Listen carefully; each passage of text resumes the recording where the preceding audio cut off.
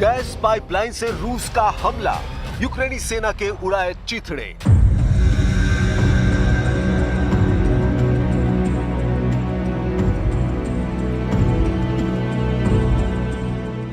Ukraine जंग में अब रूसी सेना पूरी तरह से हावी हो चुकी है। आप इसी से अंदाजा लगा सकते हैं कि पुतिन पिछले 48 घंटे में यूक्रेन के कम से कम 5 गांव, 3 शहर और 10 यूक्रेनी सैन्य ठिकानों पर कब्जा कर चुके हैं। सबसे हैरान करने वाला ऑपरेशन रूसी सेना की स्पेशल फोर्स ने कुर्स्क में चलाया है, जहां रूस की स्पेशल फोर्स के साथ उत्तर कोरिया की स्पेशल फोर्स के हजारों सैनिकों ने गैस पाइपलाइन में घुसकर यूक्रेनी सेना पर खूनी हमला किया है। ये शायद दुनिया का पहला ऐसा सैन्य ऑपरेशन है जहां रूस की स्पेशल फोर्स पाइपलाइन के अंदर घुसकर पैदल 15 किलोमीटर तक चली और फिर यूक्रेनी सेना पर हमला किया है। इस खतरनाक ऑपरेशन की हम आपको पूरी डिटेल बताएंगे। साथ ही हम आपको बताएंगे कि कैसे रूस और उत्तर कोरिया के सैनिकों ने कुर्स्क इलाके में 10,000 यूक्रेनी सेना को चारों तरफ से घेर लिया है। पाइपलाइन में 50,000 स्पेशल कमांडो, कुर्स्क में कयामती हमला। जब से राष्ट्रपति ट्रंप ने यूक्रेनी सेना को खुफिया और सैन्य मदद बंद की है, उसके बाद से पुतिन ने अपने कमांडरों को सख्त आदेश दे दिए हैं कि मार्च के अंत तक 50% से ज्यादा यूक्रेन पर कब्जा कर लो। यही वजह है कि रूसी सेना इस वक्त पश्चिमी रूस के कुर्स्क इलाके में यूक्रेनी सेना को खदेड़ने के लिए अपनी स्पेशल फोर्स को जंग के मैदान में उतार चुकी है। ये तस्वीरें कुर्स्क इलाके में मौजूद एक गैस पाइपलाइन की है, जिसमें रूसी सेना की स्पेशल फोर्स और उत्तर कोरिया की स्पेशल फोर्स के कमांडोज साफ देखे जा सकते हैं। दावा किया जा रहा है कि रूसी स्पेशल फोर्स ने इसी गैस पाइपलाइन के अंदर चलते हुए यूक्रेनी सेना को दूसरी तरफ से घेर कर हमला किया और यूक्रेनी टुकड़ियों का पूरी तरह से सफाया कर दिया।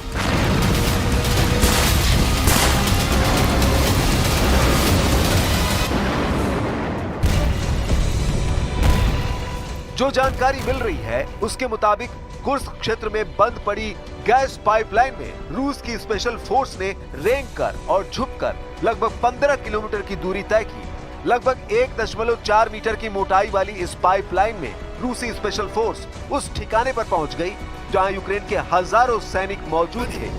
जैसे ही रूसी स्पेशल फोर्स को मौका मिला, उन्होंने यूक्रेनी सेना पर हमला करके उनका सफाया कर दिया और इलाके पर कब्जा कर लिया। रूसी टेलीग्राम ऐप पर प्रसारित फुटेज में दावा किया गया है कि रूसी स्पेशल फोर्स ने उत्तर कोरिया की स्पेशल फोर्स के साथ मिलकर इस ऑपरेशन को अंजाम दिया है।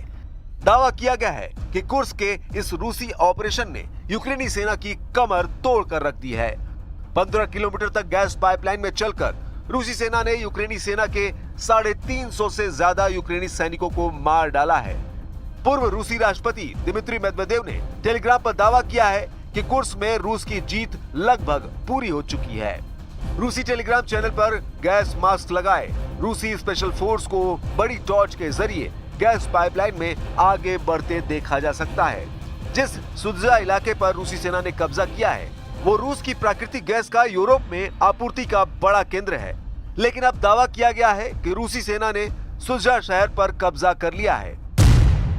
रूस के तूफानी हमले, यूक्रेन में भयंकर तबाही। अमेरिका ने अपने सैटेलाइट और जमीनी खुफिया नेटवर्क को यूक्रेन के लिए बंद कर दिए हैं, जिसकी वजह से यूक्रेनी सेना रूसी सेना के सामने अंधी हो चुकी है।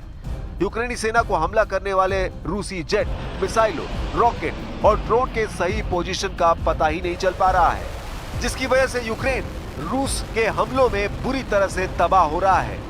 हम आपको रूसी हमलों से जलते यूक्रेन की बर्बाद और विनाश की वो तस्वीरें दिखाने जा रहे हैं जिसने यूक्रेन से लेकर यूरोप तक कोहराम मचा दिया है।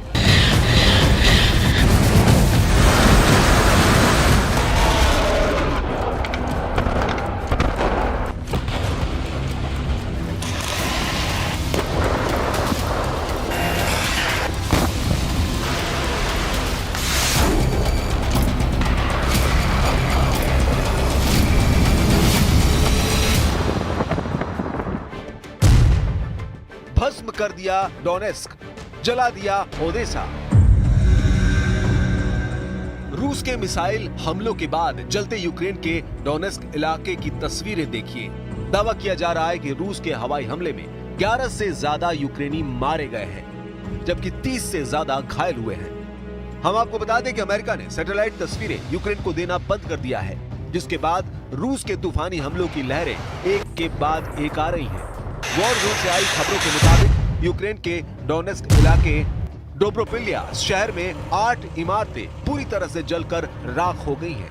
अब जरा रूस के हवाई हमलों की दूसरी तस्वीर देखिए, जिसने यूक्रेन के ओदेसा शहर को जलाकर भस्म कर दिया है। दावा किया जा रहा है कि यूक्रेन के दक्षिणी काला सागर बंदरगाह ओडेसा में भयंकर तबाही हुई है, जहां पर रूस के दर्जनों ड्रोन ने एक साथ हमला किया है। ओदेसा में रहने वाले यूक्रेनी लोगों का दावा है कि रूस ने इससे पहले इतना बड़ा हमला ओदेसा पर पहले कभी नहीं किया था, लेकिन जब से ट्रंप ने यूक्रेन को सैन्य और खुफिया सूचना देना बंद कर दिया है, रूसी सेना के हमलों में बेतहाशा बढ़ोतरी हुई है। राष्ट्रपति जेलेंस्की भी रूसी हमलों को लेकर अमेरिका और यूरोप से फिर गुहार लगाने लगे हैं। Ракети, також шахед по центральній частині міста. 9 житлових будинків були під ударом. Також під ударом торговельний центр, магазини. 11 людей, на жаль, загинули. Мої співчуття рідним і близьким. यहाँ तक कि यूरोपीय देशों ने 120 फाइटर जेट से यूक्रेन के चारों तरफ एक ऐसी स्काई शील्ड बनाने का प्लान बनाया है, ताकि रूस के मिसाइल और हवाई हमलों को नाकाम किया जा सके। यूरोपीय देशों को यह लग रहा था कि रूस उनकी तैयारी से घबरा जाएगा और यूक्रेन पर हमले कम कर देगा, लेकिन हुआ ठीक उल्टा।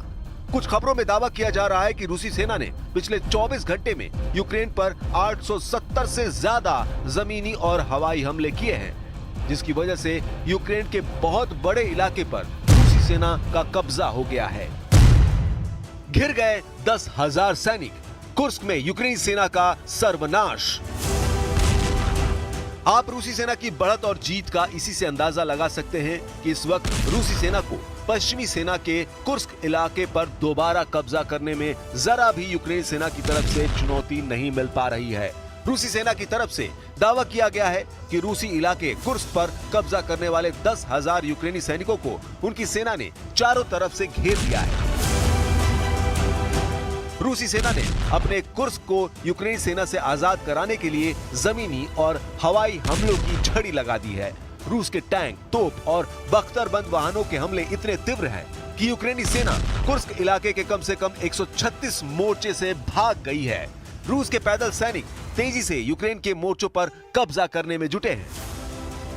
यूक्रेनी सेना इस वक्त इसलिए कुर्स्क में बुरी तरह से हार रही है क्योंकि वे अमेरिका से मिले हिमार्स रॉकेट अमेरिकी सहायता के बिना सटीक हमला नहीं कर पा रहे हैं। दावा किया जा रहा है कि 10,000 यूक्रेनी सैनिकों को कुर्स्क में रूसी सेना ने इस तरह से घेर लिया है ताकि वो जल्द से जल्द सरेंडर कर दें।